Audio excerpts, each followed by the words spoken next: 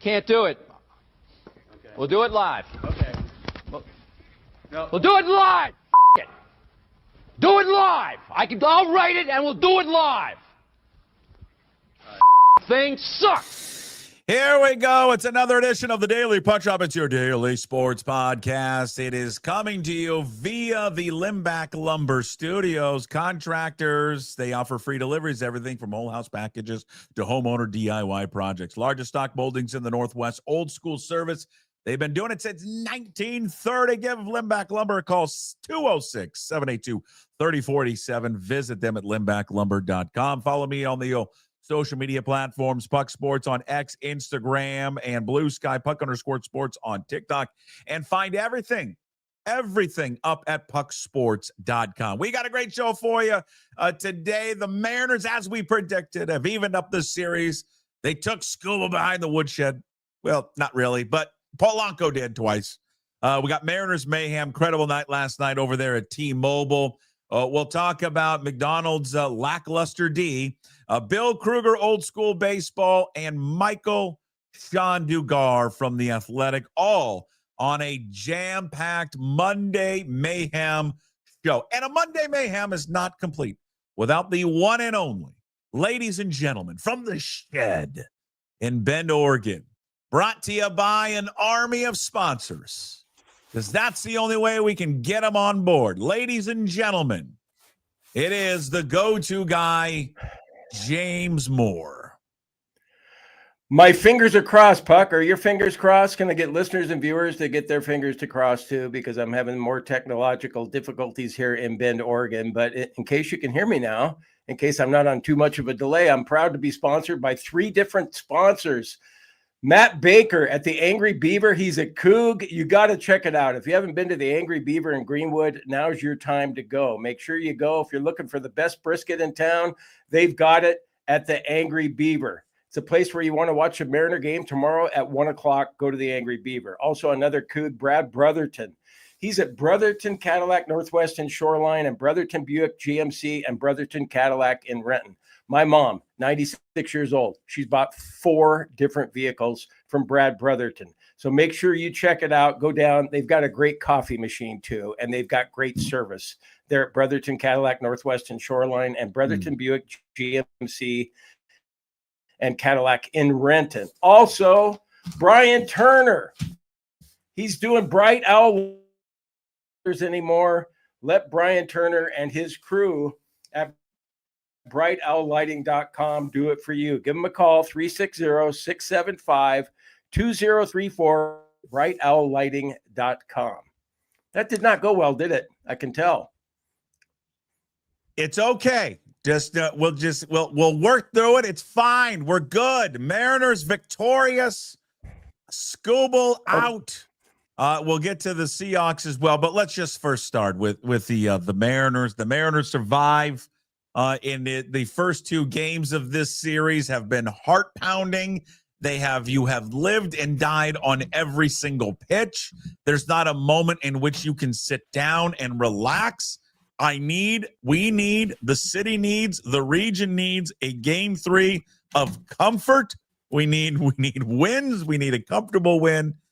We were there yesterday, and for game 2, and I'll say this, we talk all the time about live sporting events. There is nothing, and I mean nothing, that when you get a group of people together, better than a live sporting event. And I know it's got its issues of getting there and moving around and all of that, and there are all those headaches. But my God, when you win, and there's a moment like there was yesterday inside that stadium, there's just nothing that compares to it, Jim. Nothing.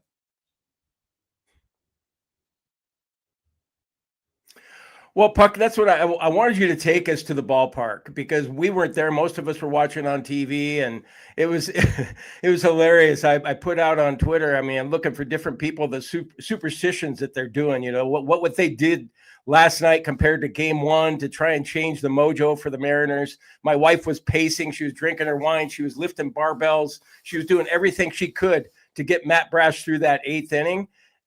But nothing beats being at the ballpark. I agree. And you were there. So is everyone on their feet at all times? I mean, it just seems like it's pressure packed when you're watching it on a flat screen. I can't imagine when you're there live in person, seeing the whole thing unfold in front of you.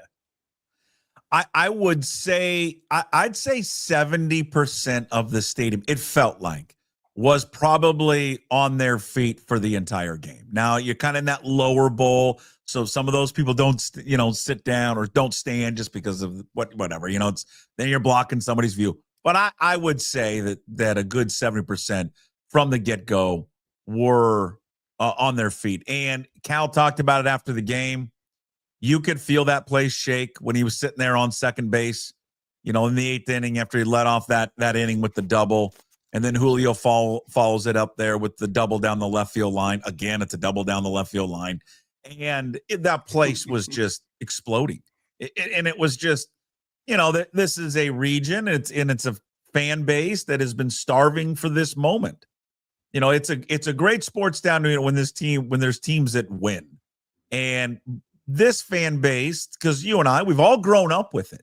We've grown up with it year after year after year of just disappointment. And the fact that it's been so long between these, a divisional round game, and they flash up these stats from game one. It's the first postseason home run at home since 2001. You're like, Jesus, man, 24 years ago. It's unbelievable. So that the crowd was into it. I don't know how it compared to game one. I don't know if there was just that carryover from the Seahawks crowd, because they were over at Lumen, but you saw a lot of people coming in, from the Seahawks game that were wearing Seahawks jerseys that then were changing into Mariners jerseys. There was a lot of people after the game. They were doing that left to right sideways snake dance, down First Avenue. They'd been after it pretty much all day long. So it was, it was a great environment. The fact that it took you an hour and a half to get out of a garage, it didn't matter. It didn't matter because you won the game. So it was fun. No, it didn't matter. And, it really drove it home last night when you see the graphic and then you hear the national guys talking about it. But, yeah, the first home win in a playoff game since 2001. It's insane. And you think about, 24 years ago, I was, like a relatively young man at 44. A lot of people weren't even born yet. Right. And so it's just – when you see it from the national guys and they're all shaking their head. And the other thing that I love what they're doing is everyone talking about the fans. That FS1 post-game show, I miss Brad and Angie and I want them back. And I still feel like Root Sports, missed the boat by not having a local pre-game show and post-game show.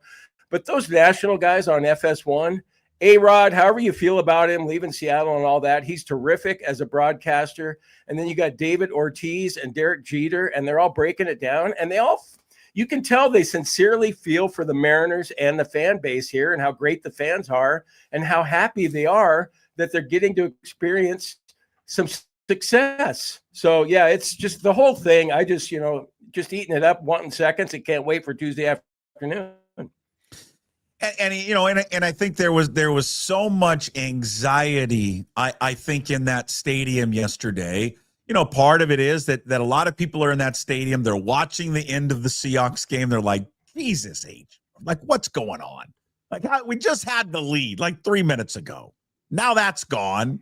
They're not even going to overtime because we threw a freaking interception. So there was an emotional kind of let down a little bit because of what happened over there. And then I just think you looked across, the dugout. Here's a guy that is the best pitcher in baseball. I know you've had success against him, in the regular season. People we're on pins and needles. God, if they go down 0-2 back to Detroit, what are the odds of that? What are the odds of coming back from that? The percentages are going to be obviously high in the favor of Detroit to win the whole thing. And then as the game's going on, he's electric right away. Castillo's good, but he's throwing a lot of pitches and he's dancing all over the place, but he's getting out. But you're not doing anything, offensively until that fourth inning. And he hits the home run. It was the fourth inning when he hit the home run. Fourth inning, right? Fourth and the sixth. Yeah, fourth and the sixth. And he hits it and place just explodes. And, then I think that moment, there's so many cool moments. I think the how loud it was on his first home run. I think the strikeout, to me, again, there's so many big moments in it. I think one of the biggest moments, if not the biggest moment, is Gabe Spire coming in the fifth and to get Carpenter out. There's first and third. There's 2 outs. He killed you in game 1, and he gets just a huge out there, and then follows that up in the next inning, and it's 1, 2, 3. That was just a huge moment. That place was buzzing, was loud, and then Julio's hit louder, and then Munoz closing it out. So it just was a lot of just really cool moments. But there's just a lot of, and I think even, right, you would agree with this. I think even for the players, Jim, they have to go into it thinking, and probably it's natural to press a little because of who they were facing and knowing what was on the line, because in game 1, they had to be thinking to themselves, we just kicked that. We kicked that first game. We should be up 1-0 to give us some wiggle room against Skubal. Yeah, it's just, you're right. There were so many moments. So, Dan Wilson learning on the fly, not wanting Carpenter to face the starter, bringing Spire in. And so that worked out well. And there were so many people I was happy for yesterday. I mean, I was even happy for Jerry Dipoto. You know how much I really enjoy Jerry Dipoto, but he was the guy that brought back Jorge Polanco. And we were all thinking, we're most of us thinking, God, why are they bringing him back? He had a bad year. Came over from Minnesota. We remember him with the Twins. God, what happened to that guy that was so good for Minnesota? And of course, guys come to Seattle and they're not as good as they used to be. And then it turns out that it was the knee injury that was really bothering him all season. And look at the player that he's become this year. And just like Cal, he's terrific from the right side of the plate as well as the left side of the plate. And the 2 home runs. And, we were always talking about his eyes being wide open and all that stuff. Well, Jesus, we're talking about him now as being a real important part in that lineup and getting the Mariners going yesterday. And so I was happy for him. And then Julio. Oh, go ahead. Go finish up your spot on Julio. I'm sorry. No, and then just Julio, you were just thrilled for him too, because here's a guy that we always talk about, boy, not so good in the beginning of the season, that he always tears it up in the second half. And why couldn't he put it together the whole season? And so there's that little narrative on him. And then the other part, he's not clutch. He's probably going to swing at strike 3 on a ball that's a sweeper out of the strike zone. And to see him come through in one of those big moments, and now we might be turning the corner with him, hopefully. And it was awesome to see. I was so happy that Cal, yeah, sure, it would have been nice to see him get his first playoff home run, but, getting that leadoff double and getting in position to score. And after the disappointment in the top of the 8th, because everyone that was a Mariner fan in the top of the 8th thinking, oh, shit, here we go again. We're going to lose 3-2 again. And if you didn't think that, you haven't been following the Mariners for a long time like we have. There's no one in there. There's no one inside that stadium that felt when once Brash gave up the double to Torkelson was thinking, it's okay. We're fine. We're okay. Because I was convinced that Torkelson was going to score. That's the other thing. That's the moment in the game, too. As shaky as Brash was, a lot of big balls on Matt Brash, though. I'm going to give him this. He gave up the lead. And you would think his confidence would have been rocked. He's kind of spinning a little bit. Oh, my God, I just, it's not all his fault, too. Naylor commits the error. But he's thinking to himself, my God, we have this golden opportunity to beat Tarek Skubal. I come in here. I can't close it out. And all of a sudden now we're tied. And now he's got to be thinking, I make one more mistake here and we're going to be down. And Torkelson's sitting there at second base hit, and he scores. And to come back to those next 2 guys, who I think it was, who was it? I think it was Dingler and Perez. And he strikes him out on 6 pitches, both of them. Just great. It was just a huge, huge moment.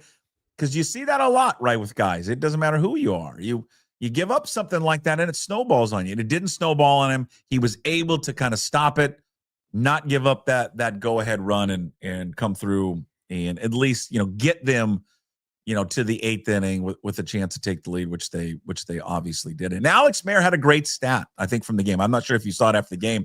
Jorge Polanco, the only player in MLB history with 2 home runs off Tarek Skubal without blinking.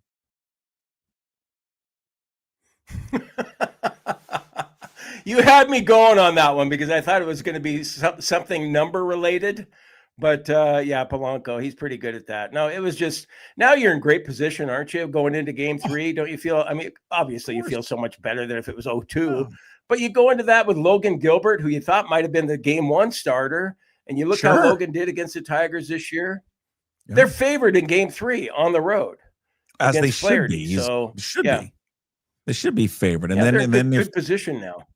And then if Mize goes 4, I don't think they've officially announced it, but Miller will go game 4 for him.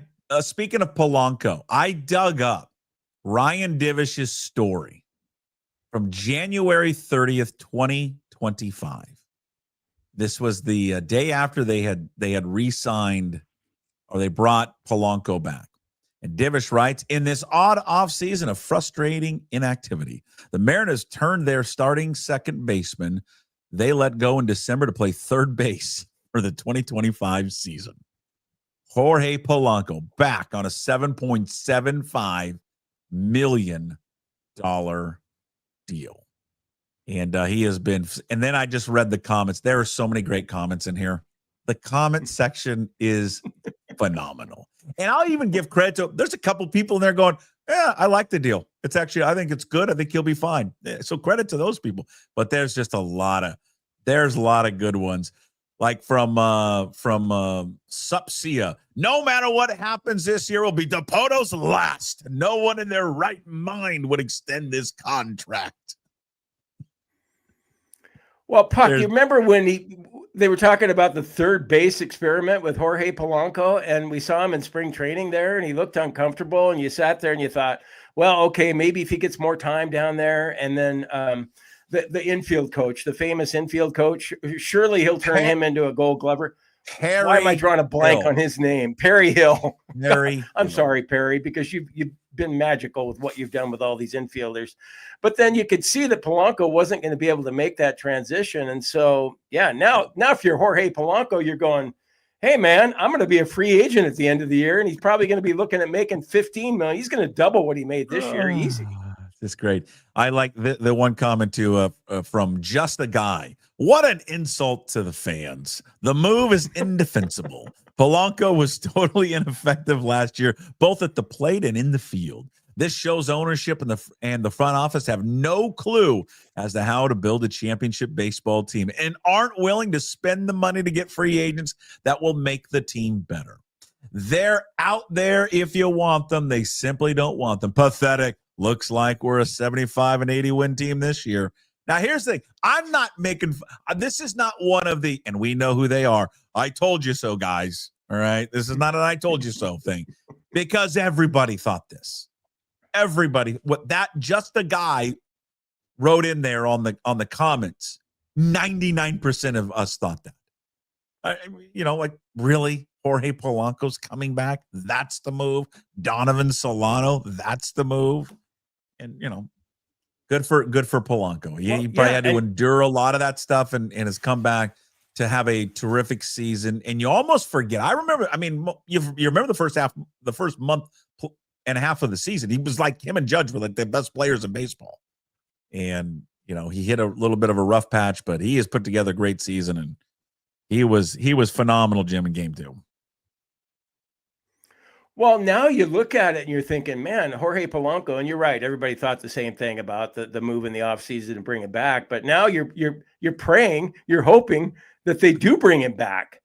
And I sit there and I always feel like, especially with Naylor, that hopefully he'll see what it's like here in Seattle, and he loves the ballpark, and Polanco likes it here too. And, some of those guys, maybe they won't have to pay quite as much as other teams are willing to pay him, and they're willing to stay because they want to they want to run it back, so to speak. Mm-hmm. And I think Polanco is a key guy. I think he's 32. So it's not like he's completely out of his prime. I mean, look at what he's doing in the postseason right now. So you got to have him back too, along with Naylor.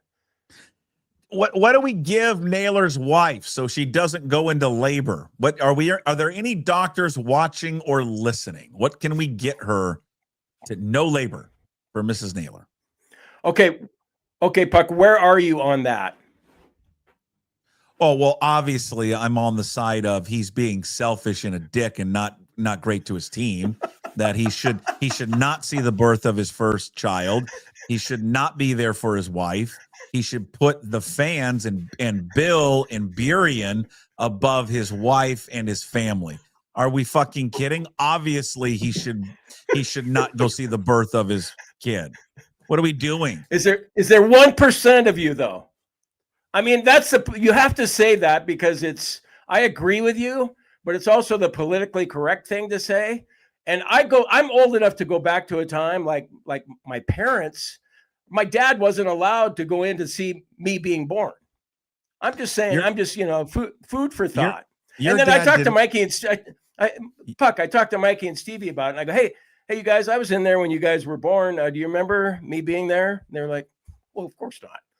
So anyway, I'm just throwing it out there as food for thought. I know it's an opinion that no one shares. I know it's because it's your opinion that he should not go and watch. No, I'm not saying that. I'm just saying that there could be a reason where you would think, well, God, you'd at least have pause and have a second thought about it. Coming up tomorrow on Jim Moore, the go-to guy.substack.com. Josh Naylor, selfish son of a bitch. I'm not saying that. I'm just saying take a pause. You're playing in the night. Here's the thing. No, here's you're thing. Doing the old Babe Ruth. Okay, wait. I just want to tell you that Babe Ruth. I don't even know if Babe Ruth had kids, but back in the 20s and 30s, dads weren't in the delivery room. That's all. That's all I'm saying. They could be outside the living room. And I get it. I was there for every birth of all three of my kids. And I even did the dumbass thing of singing the Krueger fight song when Brooke was born, right when she was being delivered. Okay. I mean, I was fight for Washington State. And it's something I'll never forget. Yeah. Okay. I know it's crazy, but I'm crazy. What the hell? Folks, what he's doing is the old little sports radio bit. And the sports radio. Not really. And the sports radio bit is this. Hey, it's not that I necessarily believe this, but there's people out there who think that he shouldn't be there. And, screw you, Puck. You just have to present the other side when deep down Jim Moore is like, hey, Fat Naylor, what the hell, man? I got money on the Mariners taking this in 4. You better get your ass there. Okay, let me just take the hypothetical one step farther, and I know it's not going to happen. What if he misses Game 3 against Detroit, and they end up losing, and Rayleigh has 2 errors at first base and goes 0 for 4? Then I look forward to Jim Moore, the go-to guy.substack.com, where you do one of those fake articles where you had interviewed Naylor in the press conference or Dan Wilson, and you're like, Dan, was there any thought that you're going to fine Naylor for not being there because he wanted to go see the birth of his son? And why not? And then Dan Wilson says, well, yeah, I mean, he chose his family over the team, and it's one of the reasons why Justin and Jerry and I talked. We're not going to bring the fucker back. Did I lose you? Are you there? We officially lost Jim Moore. Jim, are you there, or did we lose you? Am I gone? No, you're there. You're just a little, very, very delayed. Someone asked, why not just do the show from inside? I'm here. I'm here. I think you intentionally pulled the plug on. Don't you think the internet would be better inside than in the shed? I've got the cord plugged into the thing that's inside. Okay. All right. Well, I'll try that Wednesday. I don't know. I think that you just pulled the plug because you didn't like my comments there. What kind of internet you got down there? I mean, can't Ben afford good fiber internet? I don't know. I'm going to go to Verizon and check it out today. But I think you pulled the plug on me because you didn't like my comments. No, it's no pulling anything. You can say whatever you want at Jim Moore, the go-to guy.substack.com. I mean, just you got the mice and the they're working overtime to get that up and running down there. Yeah, I mean, whatever. He Josh Naylor can do whatever he wants. It's his kid, it's family. The family will trump a sporting event for sure. But he and Suarez got to get a go. You're right. He and Suarez got to get it going though for sure. They've got to they don't have a hit in the series. I mean, God, there's only 3 people that have hits. It's essentially just Julio, Cal, and Polanco. That's it.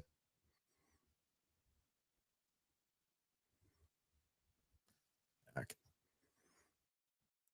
Well, just that something's wrong with Jim's internet. Not quite sure what it is. Well, I know what it is. He's got bad internet down there in Bend, Oregon. That's what's wrong with it. But that's okay. We were getting close to signing off anyways, as Michael-Shawn Dugar will join us coming up here in just a bit to talk Seahawks. We haven't even got to the Seahawks yet, and just what at times looked like was going to be just a shootout. Well, it was a shootout.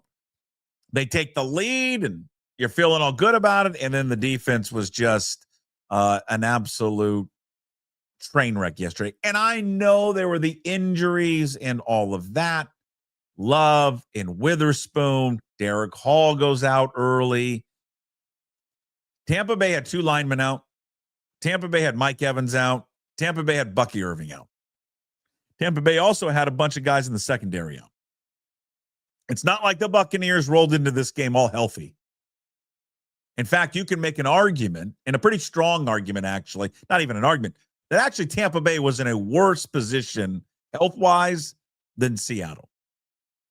And I think the one issue is we'll wait for Dugar to join us here. I think the one issue that you have, at least I have with Mike Macdonald right now, in this defense, because I think there was so much off-season talk about their defense and how good their defense could be. And it's true. You want to see it when it's fully healthy. And so, yeah, there is an excuse, I guess, with that. With having Witherspoon out there and having Love, and then even Worry was going to be a part of it all the time, and all that. At full strength, what could this defense be? How good it could be? And still, you haven't been able to see it in only small little doses, full glimpse of how powerful and how good it potentially could be. It shows flashes. It showed flashes, I thought, in week 1 against San Francisco. Once they got past that first drive, they were good.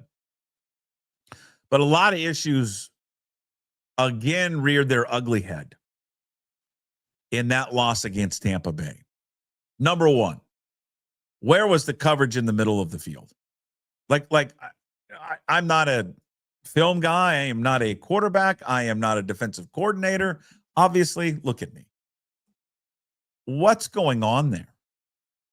Guys, there wasn't anyone around any of Tampa's wide receivers ever. Whether it was Cade Otton, was a stud. Whether it was Abuka, stud.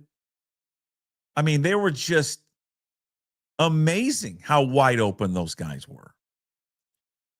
And then all the tackling issues. And this goes back to last year.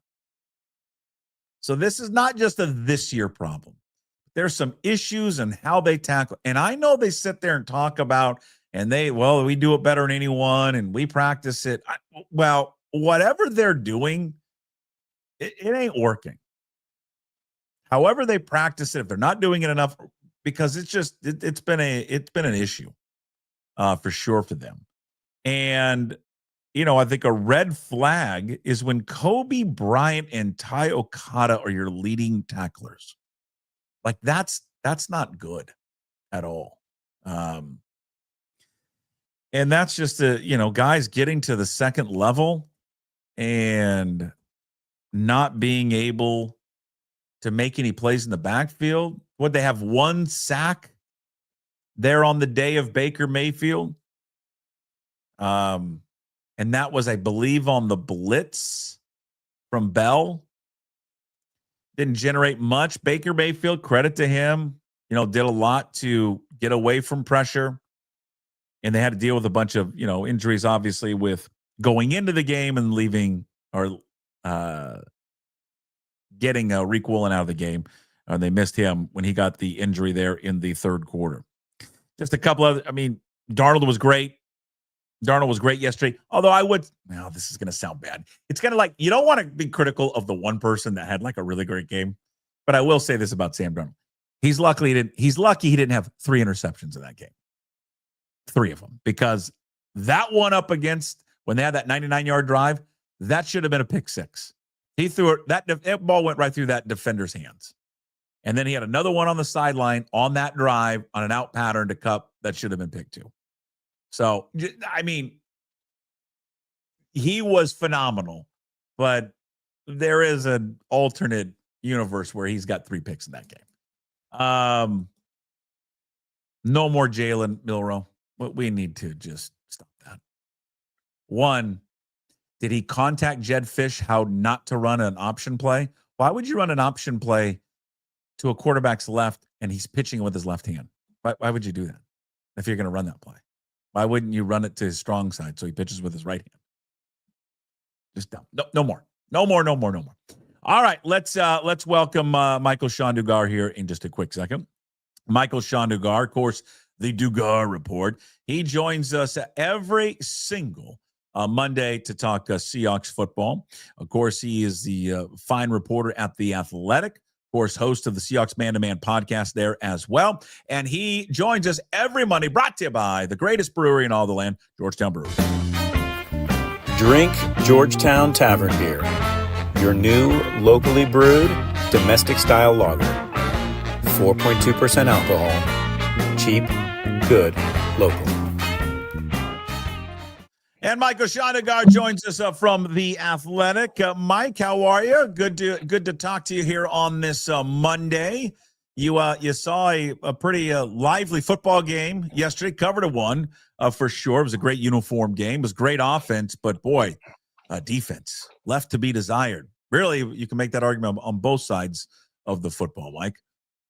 Yeah, I showed up to an NFL game and a Big 12 game broke out. That's what that looked like. It was 73 points total. God bless everyone who took the over in that. Yeah, that was I'm a defensive guy. I like quarterbacks and I like defense. Those like my 2 things.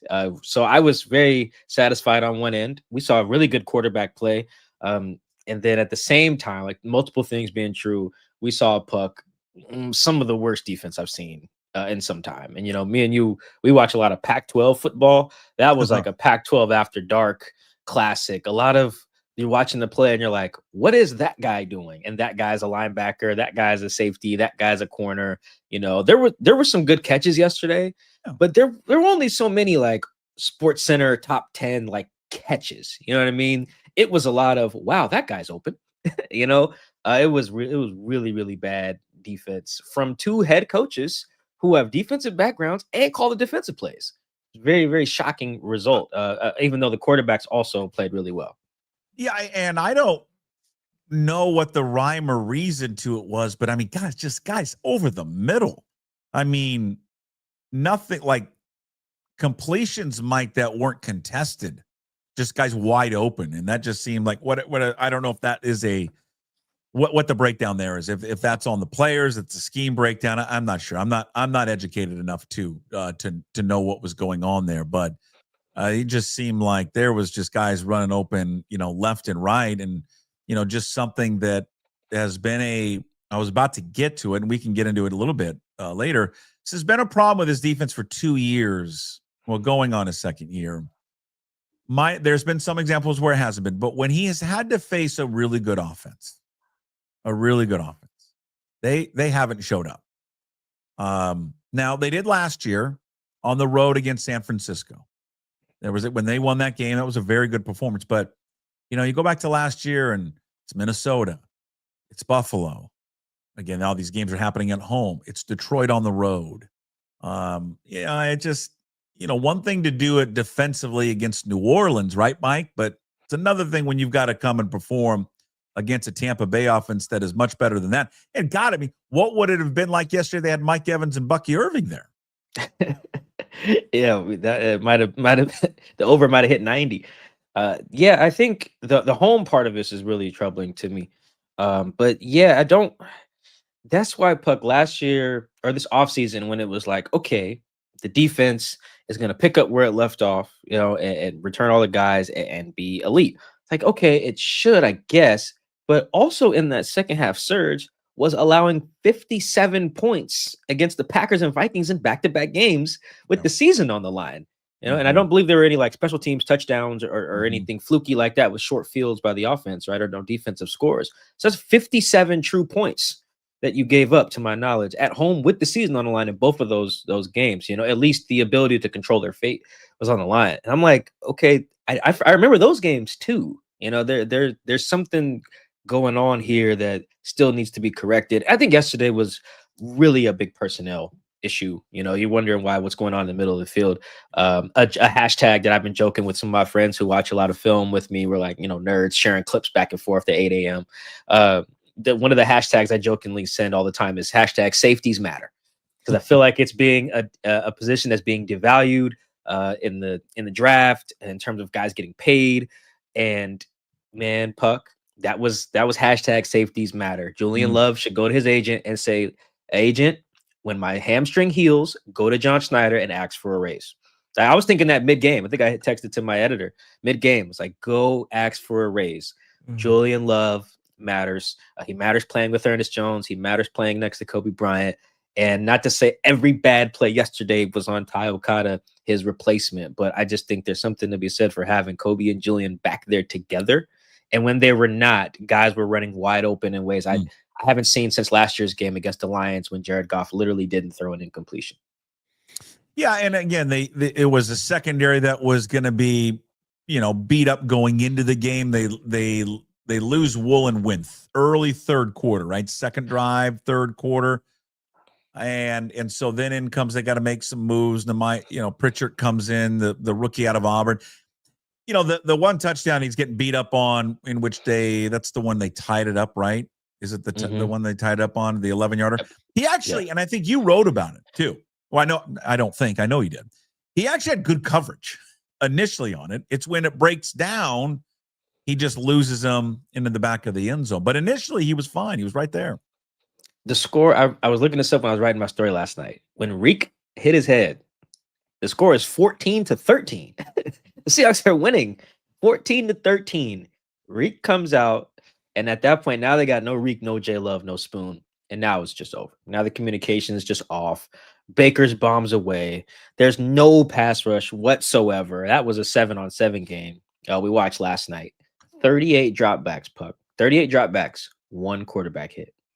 38. From a safety bite, right? Was it a safety blitz on the sack? Uchenna Nwosu and DeAnthony Bell, the safety, split that sack.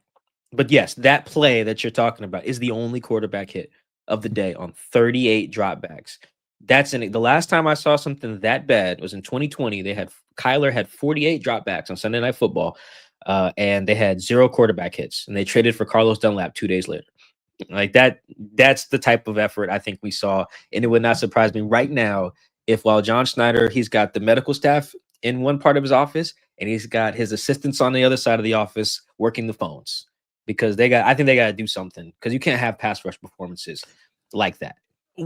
Why is he, and maybe you guys you've asked him, and I don't know if you guys asked him yesterday afterwards, or it's been brought up, but I would be curious to hear his answer to, he has a philosophy as a coordinator not to blitz. It's his MO. It was, I believe, the same at Baltimore, but it's certainly here. Why? Why not create some pressure at times when you're not getting home with just your 4 guys? Yeah, it's a gift and a curse, because when you pressure, you got to get home, because if you're wrong, it can be very bad, which they had a few times yesterday where they blitzed and then, like, Tez Johnson's open. How does that happen? And that happened a few times. I think both of his catches, number 15 for the Bucs, were on blitzes. So you got that issue, but you're correct. That's kind of the scheme. We're going to rush with 4, but you're not going to know which 4. Maybe it's Drake Thomas. Maybe it's DeAnthony Bell. Maybe it's Ernest Jones. But if we do that, we're dropping a D Hall. We're dropping a Chenna. That way, in his mind, and a lot of guys who run this scheme, all 11 guys are pass rushers, but also pretty much at least 9 of the 11 are pass coverage guys as well. Leo had a pick 6 last year. So it's the idea that, like, we're all doing this together, so we're harder to game plan for, which I can understand, when everyone's healthy. But then when you start losing bodies, it can get pretty bad. And while you're asking me, I looked it up. The Seahawks have the second lowest blitz rate in the league, 15%. Only the Bengals are lower. I imagine, Puck, that number is going to have to come up. It's going to have to come up because if D-Law's hurt and D-Hall's hurt, that's just not enough. They just don't have enough juice. No one got near Baker yesterday. The play you mentioned where Nehemiah gives up the scramble touchdown, Baker has enough time, Puck, to look at Shepard run the fade, come all the way back across the field to his right to look at the check down that's covered, and then come back to Shepard. That's ridiculous without any real pressure. That's why I think John's on the phone. He should be on the phone. Yeah, it's been a problem for him so far.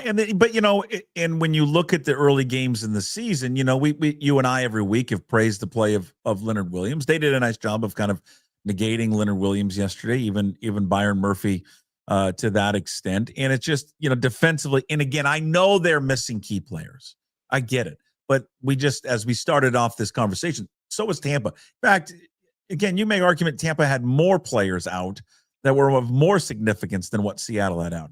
And it's a troubling trend where, again, they're very good against mediocre offenses, but when they've got to go up against an offense that is very good, they haven't passed the test yet. Not to say that they won't as the season goes on and all that, especially when they're fully healthy, but they just haven't done it as of yet. And again, it's another loss at home.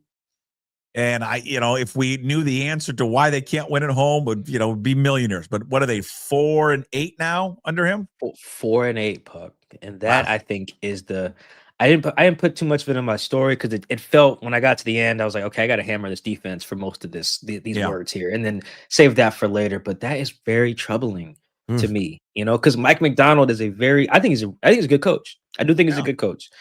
You can't stay employed that long in this league if you can't win at home. I don't really care how much of a road warrior your team is collectively. Your bosses want you to win at home. There is just there's the human element tends to come in. Me and Chris Kidd were just talking about this last night. Yeah, Jody Allen and all those guys are at the road games too, but at the home games when they got the corporate sponsors in the suites with them. They're drinking. They got their golf buddies in there with them. They got the kids in there with them. It's embarrassing. They give up 38 points, honoring the top 50 players of all time. It look awful. With a lot of Legion of Boom guys in the building. So that's gonna stick with me until they turn that around. And I think to your point about them not passing the sniff test on defense, I think the defense will generally be okay if there's a pass rush. But I do think what was concerning, like I mentioned, guys are just open. It's not like for last week, Marvin Harrison Jr. had a couple catches on Spoon where you didn't see him and think Spoon stinks. It's like, the guy makes great plays. That happens in the NFL. Emeka Egbuka made like one good, like really tough catch, yesterday. Otherwise, he was as open as me and you are right now, and that happened in Detroit. That didn't happen as much in the Minnesota game last year, but we have seen it against some of these better offenses where not only are they losing and not playing to their standard, guys are just looking like they're winning in the scheme battle as well with guys being open. How concerned should people, fans sitting back and wondering with the status there of Witherspoon? Just the guy that is, I don't know, you get one of these injuries and then it's you're on, you're off. I think now he's going to go get some imaging on it, I believe. Yeah. That doesn't, anytime I hear someone, he's going to go to MRI, that's not good. I don't like to hear that, Mike. No, imaging is generally bad. I don't know the results of it, but Mike Macdonald said that this morning. We'll find out this afternoon. I think they can survive in the secondary with a pass rush. I do. And I think that's when I actually have the all-22 rolling in the background. I mean, right now I'm going to finish it later when we're done.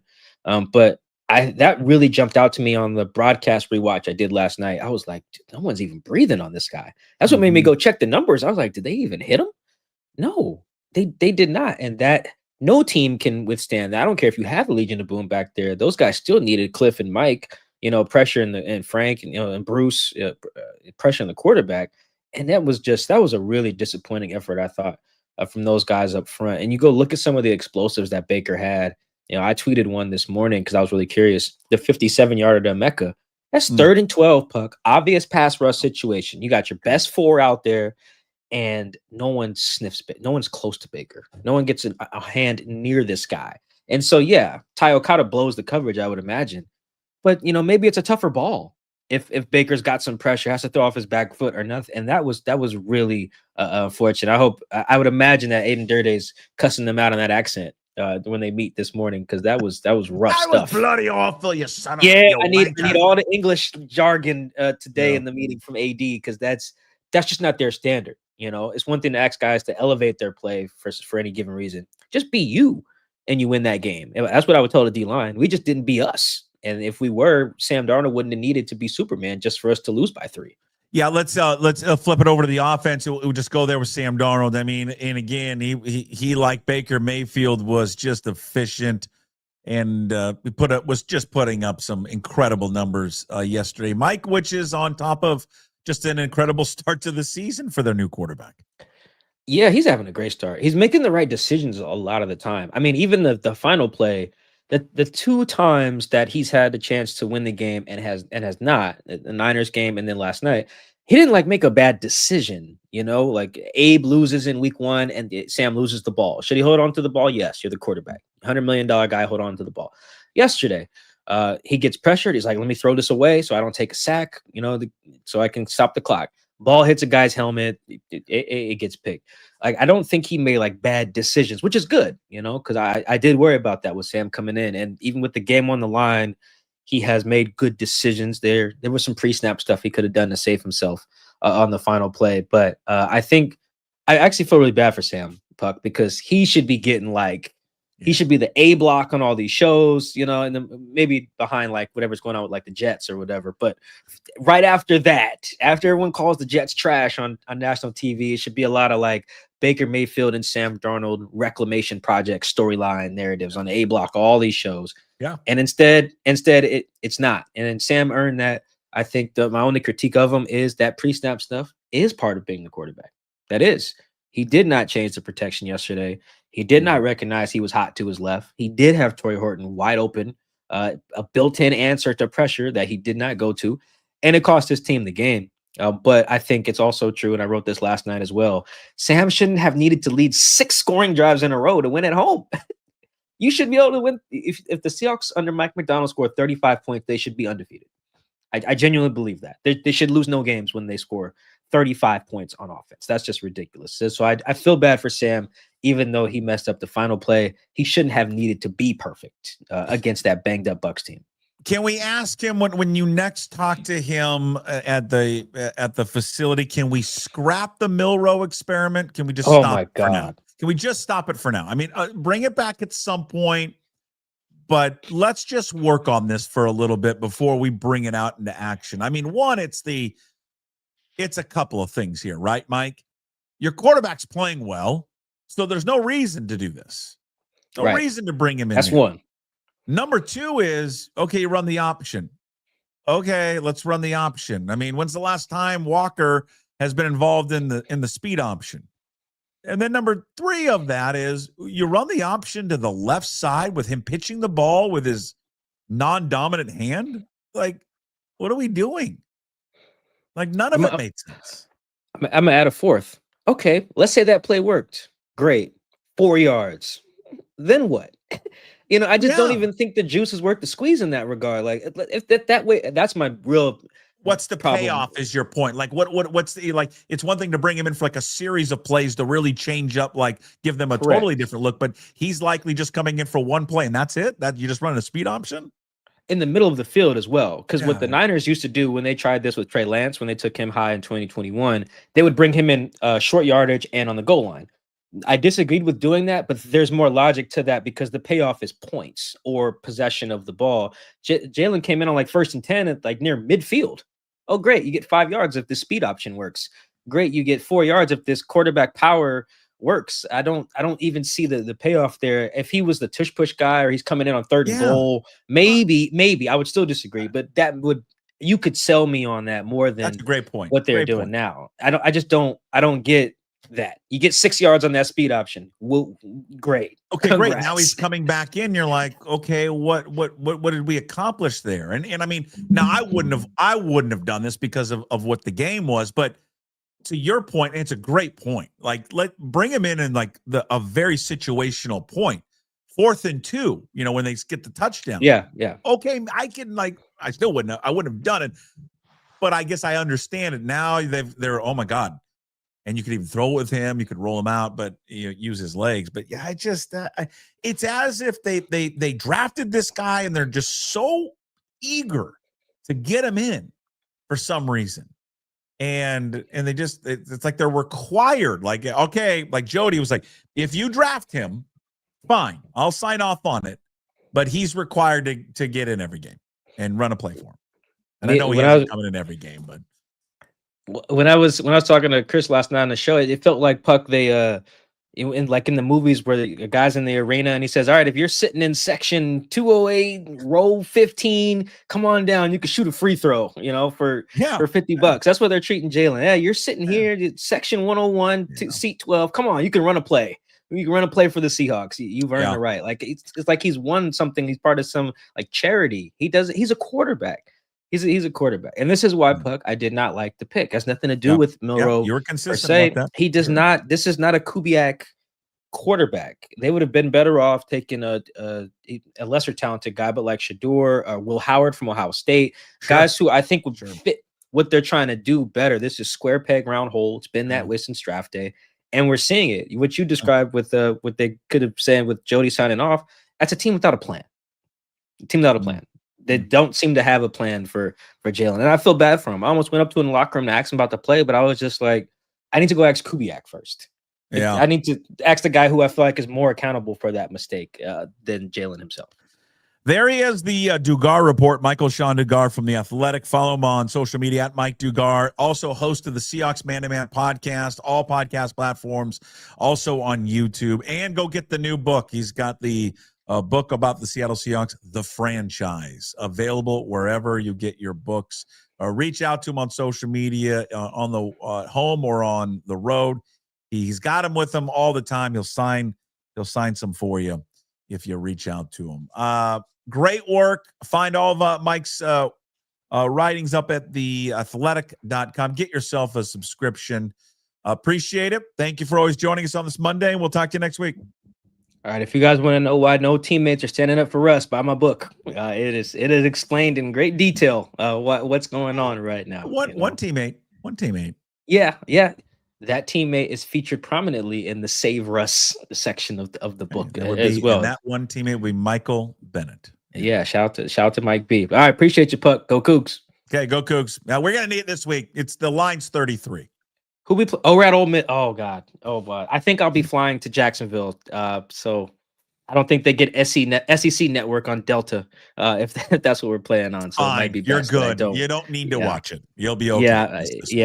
Maybe not. All right. Either way, go Cougs every week, no matter what. All right. See you. There he is, Michael-Shawn Dugar at The Athletic, at Mike Dugar on social media. And mention again, Seahawks Man-to-Man podcast with our guy Chris Kidd.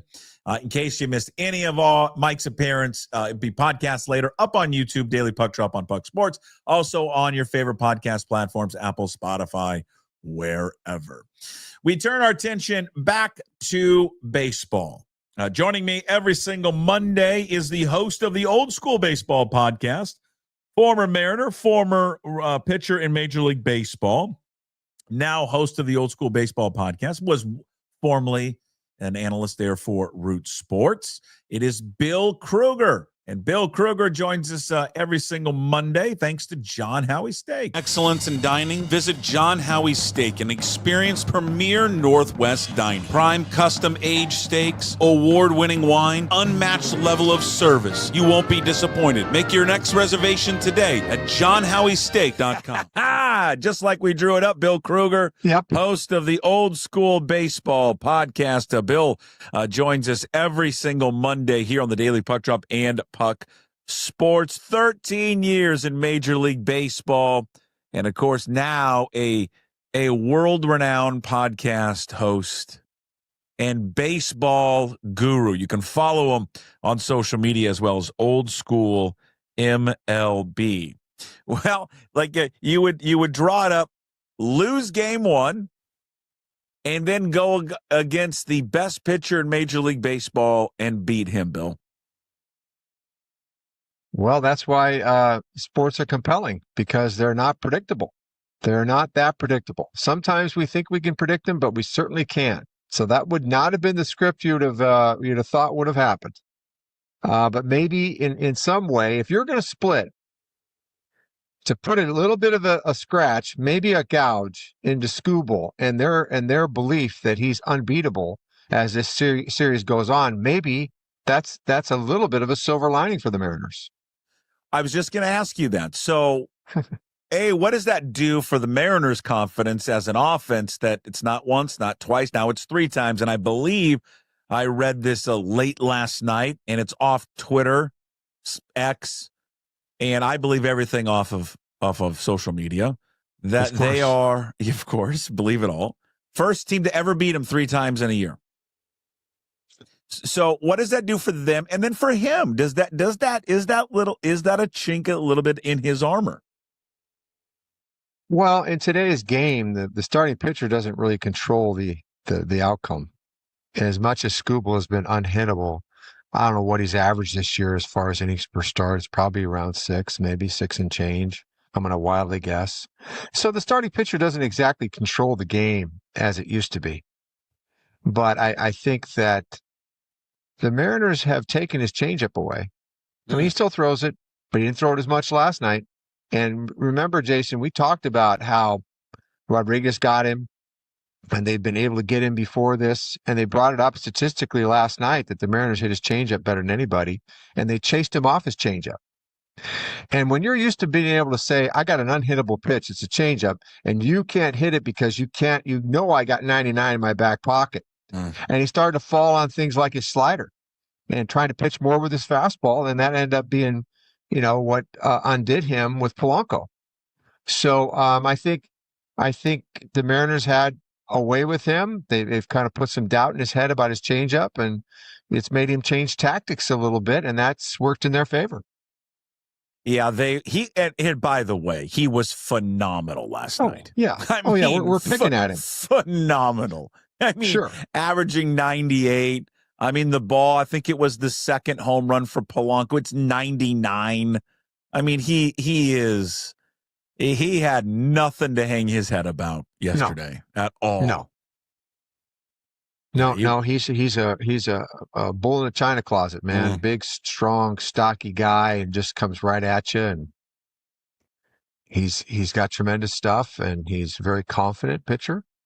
And he's still a big weapon for them as this series wears on, because now you almost, I won't say it won't happen, because the Mariners could win the next 2 and it'd be over. But I think the chances are probably pretty good that it's going to be Skubal again, and the Mariners are going to have to figure him out again in Game 5 to win this series. Sure. Absolutely. We're going to get to that, because I want to get your thoughts on the Gilbert Flaherty matchup. Yeah, we know Mize goes in Game 4, and I'll apologize if he announced this, but I can't remember if he's announced Miller yet as Game 4. But ESPN has not, but okay. I don't see who else it could be, right? Unless you're going to bring Kirby back on 3 days rest, they'll never do that. So it's going to be Miller then and Mize in Game 4, and as you mentioned, Flaherty and Gilbert tomorrow. Yeah.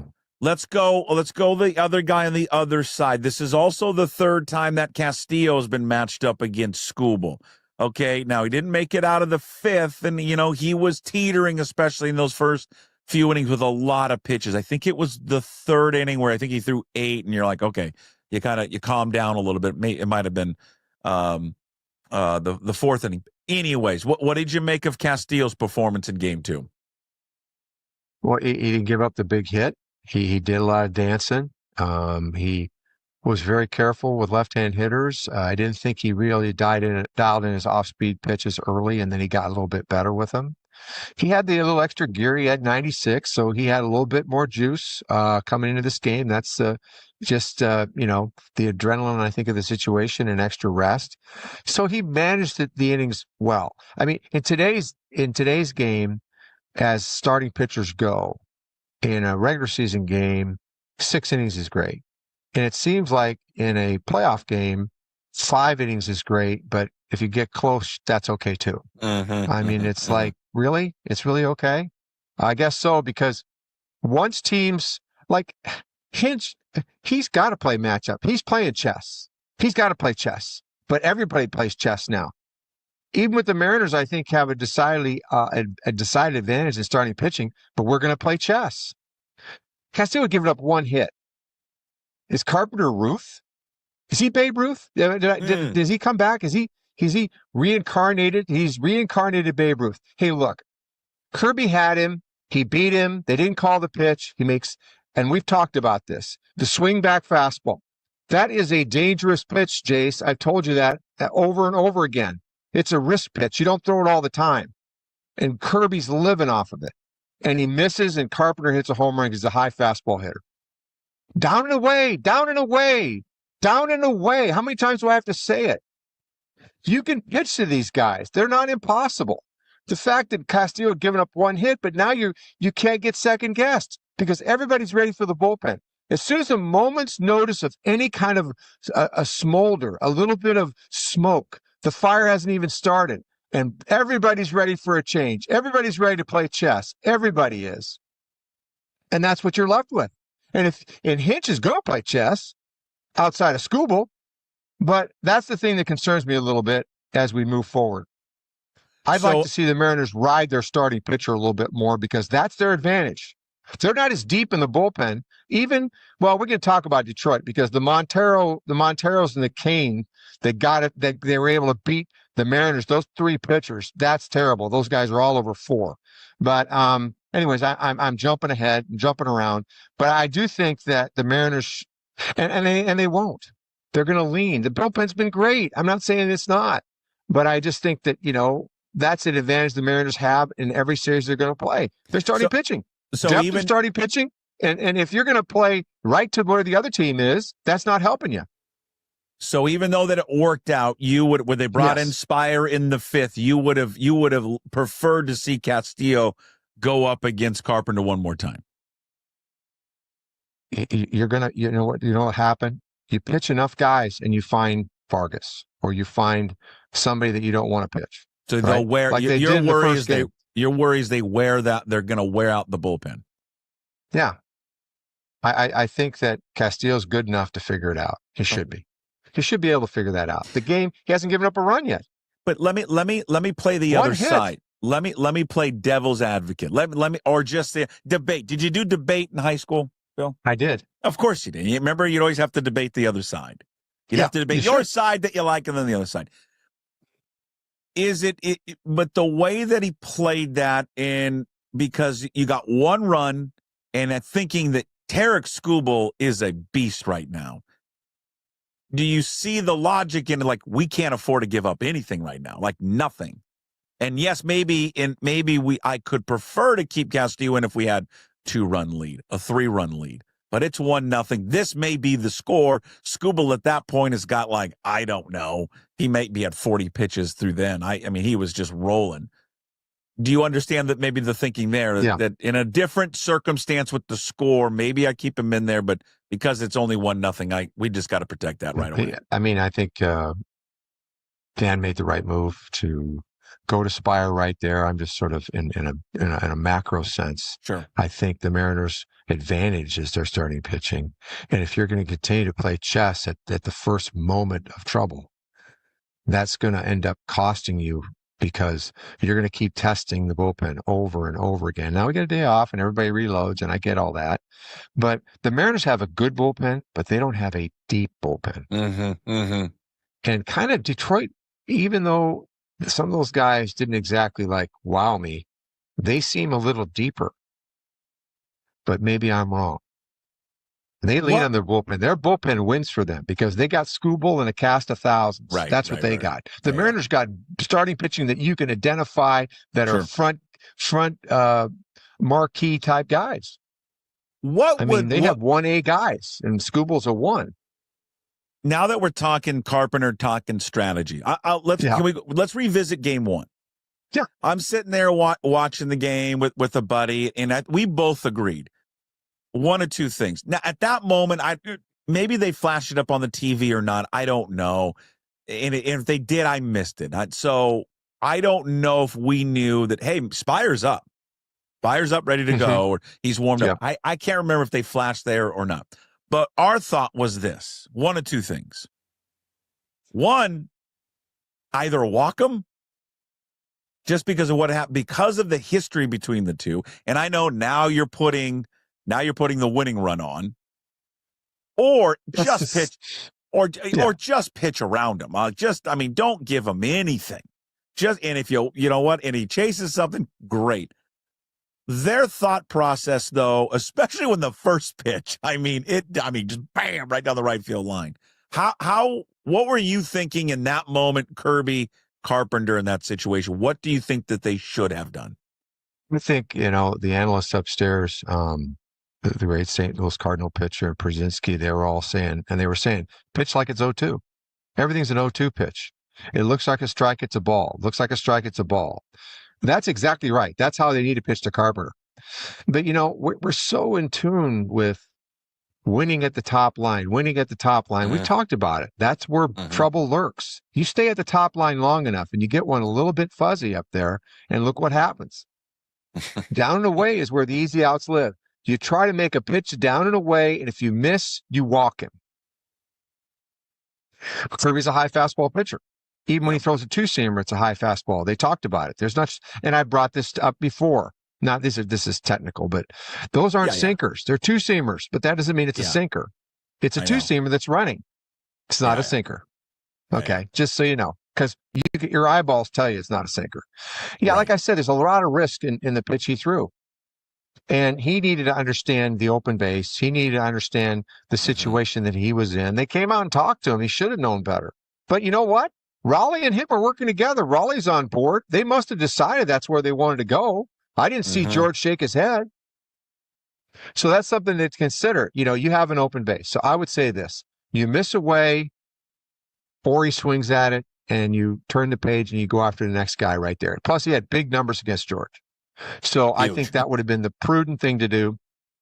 In yesterday's game, you've got a flat-armed Luis Castillo with bad numbers against lefties. You got Carpenter up. He's getting to the end of his pitch count because he just blows through pitches. Both those guys just blowing through pitches, 4 or 5 innings, chasing the swing and miss, Nobody willing to let the defense make a play for you to keep your pitch count in order. And, he's at the end of his pitch count. So there's the other side of it. He's like, well, I kind of don't think Castillo's going to go any further because we don't train him to throw over 100 pitches. So shoot, we might as well go to Spire because he's at the end of his pitch count already at 85. So yeah, Dan did the right thing. And we play chess with Hinch then. Okay. Well, I just hope it doesn't go extra innings like it did the first game, right? Yeah.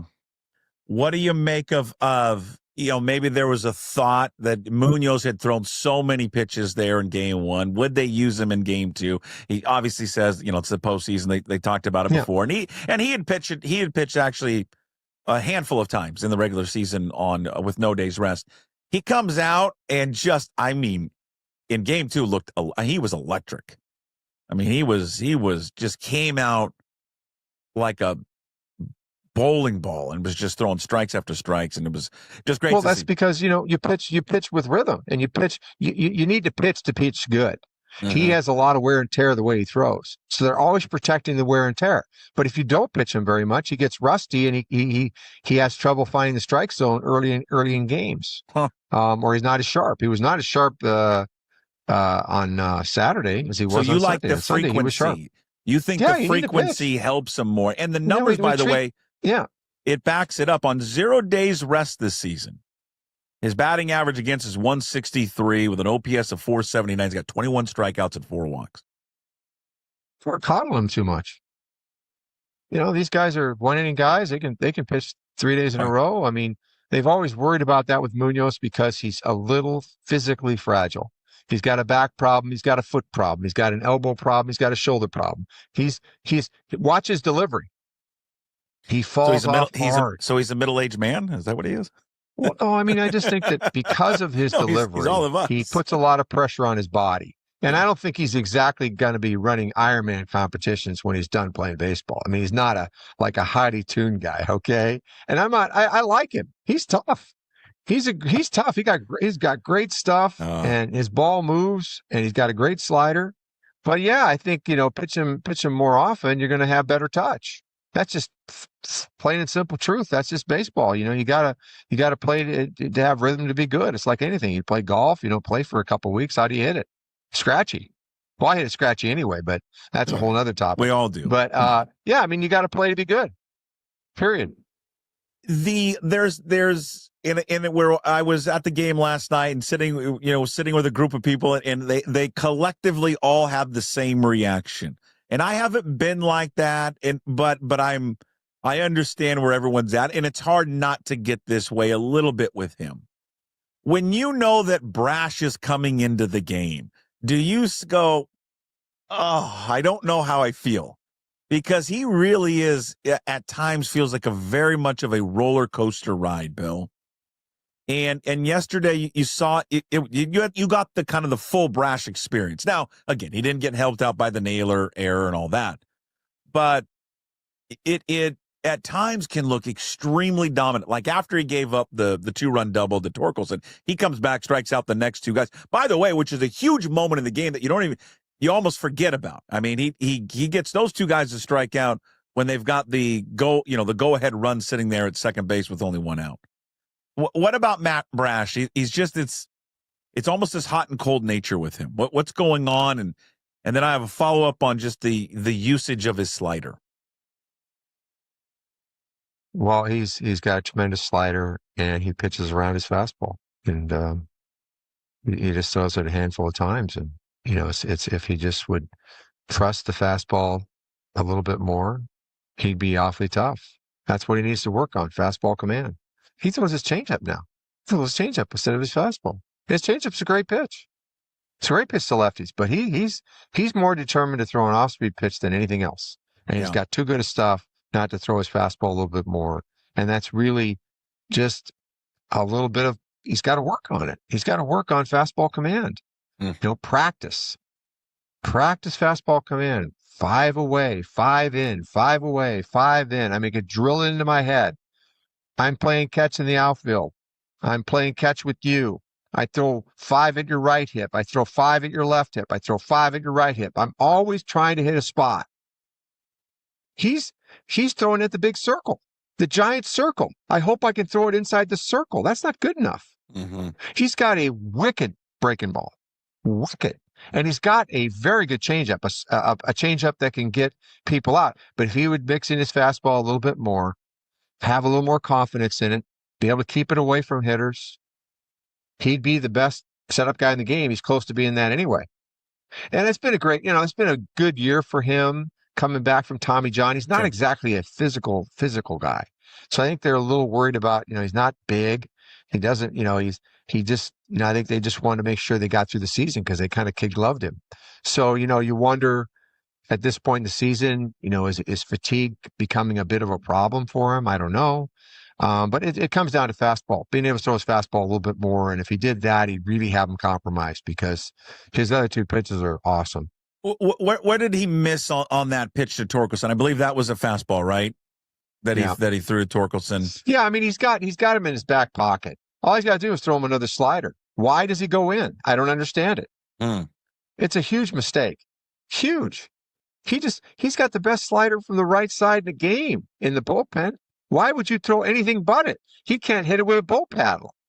And he tries to go in. Now, you go in for effect that if he felt like he was on your slider, but you want to get him out with your slider. So you throw one and you just straighten him up a little bit and you come back with a slider.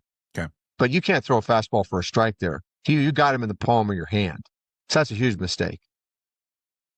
Bill, if you and I'm sure we did, I could find archive audio from way back in the beginning of the season. Yeah. And I probably at some point asked you, man, really? One of their big off-season moves was bringing back Jorge Polanco? $7 million. They're going to put him at third? Like, why would you? Now, I know he's not playing third anymore, but Jorge Polanco? Get out of here. And all he did was have a fantastic season. A fantastic year. And then obviously in game 2 was the difference. Well, I think a couple things. I said, you asked me who's the dark horse guy in the lineup. I think I mentioned Polanco. Did I You not? sure did. Yes, you I did. also said who can hit a fastball. Polanco is one of them. Him, Naylor, and Canzo can hit a fastball. Can hit anybody's fastball. And that's what he did. You know, he was able to really manage Scooble. I mean, he just got him where he wanted him, and he put a big hurt on him. And Polanco is remarkable. I think that after watching him play last year, and then knowing he's coming off of patella prepare and not ready to play when he comes to spring training, you're thinking this has got risk written all over it. Yes. And then he's the modern day Babe Ruth the first month. He's like better than Judge. It's like beyond conception how he played. It's beyond conception that first month and a half. Of course. And then he went dark. And then the last couple months now, he's been really, really good, almost to the place where he was before. So to his credit, a guy that's in, he's been in professional baseball 16, 17 years, long career, coming off an injury like that. And he has performed beautifully and been a great compliment to the lineup. And like I said, he can really hit a fastball. He switch hits, and he's quietly a dangerous guy. He's a dangerous guy down the order, and people forget about him, you know. And right-handed, he's a little more balanced. I mean, he's having a much better year right-handed. Both he and Raleigh have both hit much better right-handed this year. Yeah. And I liked him last year because in left-handed, he had a tendency to pull off the baseball, and you could just pitch him away and throw him off speed, and he just was done. Mm-hmm. He's been, he's still a little bit vulnerable left-handed to the change-up, slow breaking ball. But right-handed, he's pretty solid. He covers the plate really well. He covers the pitches really well. And he's got a quick bat. He has got a really quick bat. So, the Mariners, I can't believe they were at their wits' end because they were in competition to try to find an infielder, a third baseman, and they came up dry, and they're going, well, there's Polanco. 1 year, $7 million. Maybe we can get him off the mat and he can play. And boy, it worked out, didn't it? That's unbelievable. It just is. Yeah. All right. So I think it was Thursday or Friday's show, and had said that once you get in the postseason, and I think this is true for any sport, that generally it's your superstar players need to step up. Like they need the ones that are just the marquee on the banner, the side of the stadium need to be the guys. Well, through 2 games, you've got Cal Raleigh and Julio both hitting 444. You both up with an OPS over 1,000. And Julio's got a home run and 3 ribbies. I know Cal, and then they delivered obviously in game 2 where Cal starts it off and then Julio brings him home. That to me is always the recipe for once you get in this playoffs and in any sport, that your superstars carry you, and they've done that so far in 2 games, and they certainly obviously did it in game 2. Yeah, that's the story. Your 2 best players step up and perform, and they really have. And I think, Cal had 3 hits the first game. Of course, he had the double last night. He's chasing that first pitch. He concerns me because he's so first pitch centric that, people are figuring that out. If he's going to be, when a guy hits 60 home runs and leads the league in RBIs, it's just incredible, right? An MVP, you're not left with to nitpick at him. But if he wants to be a 280 hitter, he's going to have to be more discerning. Okay. I'd like to see him a little more discerning on what balls he wants to hit, instead of just trying to think you're going to go try to get ahead of him first pitch, and he's hit the first pitch. As far as Julio Rodriguez is concerned, impressed. It's been coming. The second half of the season, that box inside to a right-hand hitter, he keeps shrinking that box, man, shrinking it. He's hit some home runs against fastballs in. He's hit some inside-out base hits and some doubles on fastballs in. And I've been talking how it's easy to get him out inside, and then you get him to chase the breaking ball. But he's squeezing that box down. His bat waggle is shut down. His bat's a tiny bit flatter. He's in a better hitting position. He's ready to hit. He's not forward pressing the bat as bad, so he's shorter to the ball. And Detroit got it. Detroit thought they could beat him in, and they didn't get it in where they needed to get it in, but he put it to him. Yeah, he closed that door on that fastball in, and now Detroit's going, wow, what are we going to do now? So he came through in the clutch. He hit the fastball in. I mean, super impressive Julio's performance these first 2 games. Now, base running, we could talk about that a little bit. Not too good because, you look at the first game, the crazy double play that was reviewed. Yeah. Everybody and their brother knows you stop there and force them to make a decision. Right. Because if he stops there, Polanco hits the ball to right field and the Mariners get another run. Okay. And then last night, first and third ground ball, he runs right into the catcher. Doesn't try to get in a rundown to get the runners to second and third. That's not good base running. Okay. Yeah. These are little things that, he just, everybody thinks, he's a great base runner. He goes first to third. He scores from first on a single with 2 outs. He's got 30 stolen bases. He's amazing. Technically, he's not a really good base runner.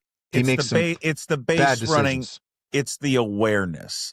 No one's denying his speed going first to second or first to third, or the times when he'll steal third, which I actually thought he was going to do last night. But it's the in-game awareness where he even the play last night. Go halfway down, make them make a decision. I even thought before that I thought was odd about that moment last night. Now that you brought it up, was Wilson ends up pinch running for Rivas after that. Why did he do that before? Why not have Rivas there before in case there was a double play ball? He's obviously much faster than Polanco.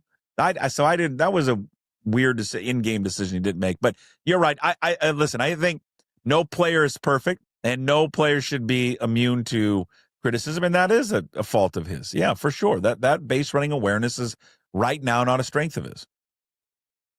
It sounds like I'm negative. No, but it's offensively. Offensively, he's had a tremendous series. Absolutely, he's really been clutch. He's made some great adjustments in his hitting right now. It's clear his bat is shorter to the baseball. He's handling the ball in better. He's not chasing off the plate quite as much, and he's going to force the Tigers to change tactics because they're not going to try to beat him in. You watch, and if that's the case, and he gets to get some other pitches to handle, some bad sinkers or something out of the plate, he can really get into one. Yeah, I think it's great. And Cal, again, hitting the first pitch has served him well. He's done a lot of damage on the first pitch. Mm-hmm. I'm not saying that, but I think, people are very wary of him. And you can see that they throw the ball off the plate on him, and you kind of hope that, he just misses it or fouls it back so he can stay in the count. But both of them have come through in spades. They both have 4 hits because you look at it, we got 14 hits and they got 8 of them. So the rest of the crowd's going to have to start contributing, right? Be nice. Blanco's got 3. That's 11. The 3 of them have 11 of the 14 hits we have. So, and it's not as if the Tigers are lighting on fire, but you kind of want to see the rest of the gang. Naylor's been pretty quiet. Suarez. You're kind of thinking that, and he's been swinging the first pitch. He's been overly aggressive, in my opinion. Mm-hmm. But, this top 6, as I've just talked to you about, this is a problem because all 6 of these guys they can drive a nail right into your chest, put a 3-run home on the board that quick, all of them. Right. So you have to be able to manage that if you're pitching against the Mariners. So, and that's part of what's making them tough. Okay, last thing before we cut you loose and you get to your real job. Give me the scouting report of Flaherty v. Gilbert. What do you expect to see in Game 3? Well, I think Gilbert's going to show everybody how good he is. That's what I think. I think he's going to come out. He's going to be dominant. He's going to throw the split to lefties. He's going to pound the righties with sliders. He's going to have extra juice to the fastball above the hands. I think he's going to put up some huge strikeout numbers. I hope he can be a little efficient so he can stay in the game. Mm-hmm. But I think he's going to be dominant. Flaherty, a good pitcher. A lot of curveballs. Got to be ready to hit the curveball. He throws a lot of breaking balls. So the Mariners, like I've talked to you about, they're pretty good at if you make mistakes with off-speed pitches, they got some guys in there that can hit it. So Suarez is the guy that if he throws him a ton of breaking balls, Suarez is one of those guys looks bad, and then you spin one that doesn't quite make it, upper deck. Upper deck. So that's what I see. Flaherty's finesser. He's got a good fastball. He doesn't throw real hard. His curveball's really good pitch. Okay. And then I think we'll see what happens in Game 4. Miller, he's a cool customer. Bryce may show everybody in the world that who he was is still there, right? Yeah. So and they took Mize behind the woodshed the last time they faced him. So this series just feels like it's Mariners. I really do. And I mean, I'm trying to stand back away from it, not let my emotions get the best of me. But now that they've kind of they got through this series, this 2 games, and they were able to win a game that Skubal pitches. I think that's a big mental edge that they've gained. Their bullpen has been really good, and we've gotten all the hitting from 3 people. So those other guys are going to hit at some point. Bill Krueger, he hits every single time he joins us. Host of the Old School Baseball podcast. Check it out on all podcast platforms. Follow him on social media, oldschool_MLB. I thank you for joining us every Monday. The audience thanks you. We appreciate it. We'll talk next Monday. Fingers crossed we're talking about the ALCS. Thank you, Bill. Oh, it's going to be fun. Have fun. Enjoy it. Bill Krueger with us every single Monday. Big thanks to Bill for jumping on. Of course, host of the Old School Baseball podcast. If you missed any of that, came into it late during the live show, be podcast later up on YouTube, the Daily Puck Shop and Puck Sports, and of course on all podcast platforms, Apple, Spotify, wherever you find your podcasts. All right, we wrap up a Monday show as we always do with Hey What the Puck. Which is brought to you by Restoration One of North Seattle, to your restoration company that lets you avoid the stress of water, fire, mold damage with their property restoration services. Locally owned and operated. Make them your first call when those damages affect your residential or commercial property. Give them a call, 206-817-8917. Visit them at restoration1.com, North Seattle franchise. For the fans that were in attendance yesterday, unbelievable. From game 1, I was watching it at home. It wasn't for some reason coming through. Maybe it was the audio on Fox. I don't know. It didn't feel like it was as loud coming through my television, which was not the case. Game 2 was being there in person was electric. And we talked about it before the start of the show when Jim was with us. There is nothing that compares. There is nothing like going to a live sporting event. You cannot replicate that. When everybody, 47,000 people plus, are all in it together. There's nothing all of us are in to anything altogether anymore. So it was a beautiful thing to watch and experience last night. And there is, every sport has got their thing.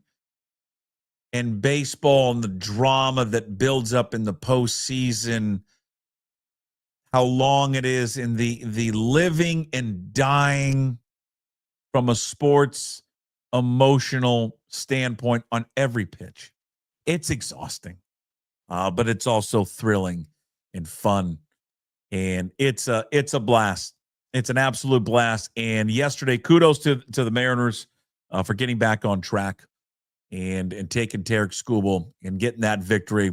See if they can win both there against Detroit. Coming back maybe for a Game 5 there on Friday. Should be a fun ride. If they win Tuesday, parents, and they got a chance to clinch Wednesday, which I think first pitch is at noon, take them out. Take them out of school. Take the kiddos out of school. Let them watch it. Let them watch it and experience it. Moving on to the ALCS. Dude, come on. Teachers won't care. They want to watch the game as well. That is Hey What the Puck, again, brought to you by Restoration One. Restoration1.com, the North Seattle franchise, is where you can find them. They are your restoration company that's going to let you avoid the stress of water, fire, and mold damage with their property restoration services. Phone number 206-817-8917. Big thanks to everybody watching and listening today. Thank you to all our sponsors, as always, Limback Lumber, Georgetown Brewery, John Howie Steak, and Restoration One. Also, big thanks to our sponsors that bring you Jim every Monday, Wednesday, and Friday, Clean Streak, Brotherton Cadillac, and the Angry Beaver. Today's Daily Punch Up, find it up on YouTube. Also, subscribe to the channel. When you are there, hit the like button. Also, find the Daily Punch Up on your favorite podcast platforms and, of course, everything at pucksports.com, including signing up to become a member of the Pucks Posse. $5 a month. You support all the free content we do.